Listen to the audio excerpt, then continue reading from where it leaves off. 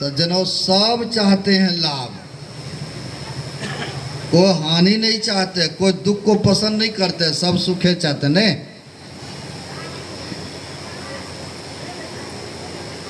कबीर साहब ने कहा है, इस सत्संग में लाभ बहुत है, तुरंत मिलावे गुरु से, मूर्ख जन कोई सार न जाने, सत्संग में अमृत बरस है।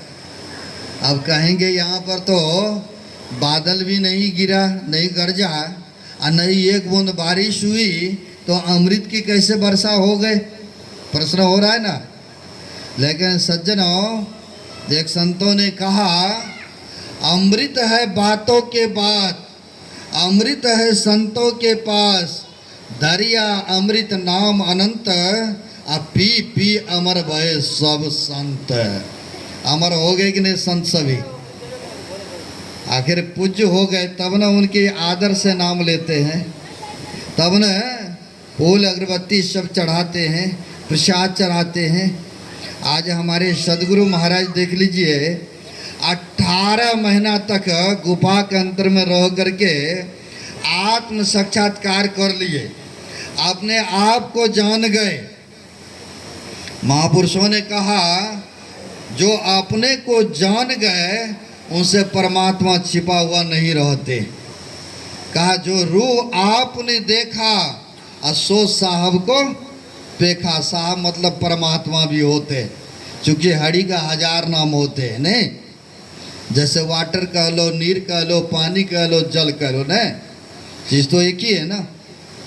वैसे ही कहते हैं, वह पीव को प्राप्त कर लेते हैं जिसने अपने आप को जान गए। जैसे हमारे सदगुरु महाराज ने अपने आप को जान गए, तो उनसे परमात्मा लुके छिपे नहीं रहा, जान तुम ही हो जाई। सज्जनों, इस सत्संग की क्या विशेषता, क्या महिमा है, मैं वह दिखा रहा हूँ। जैसे श्रद्धेय रूपेश बाबू ने अपने पुत्री के बड़ी के उपलक्ष्य में बड़ी श्रद्धा के साथ सत्संग और भंडारा का आयोजन रखा है। बांका जिला के थे रामकुंठ बाबू, नहीं उनको जीवन में पुत्र हो रहा था, नहीं पुत्री ही हो रही थी।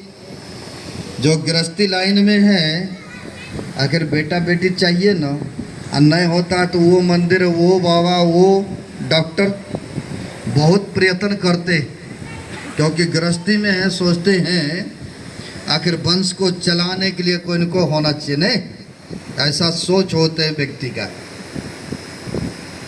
होता क्या है, वह बैकुंठ रामकुंठ बाबू को नहीं पुत्र जीवन में, नहीं पुत्री।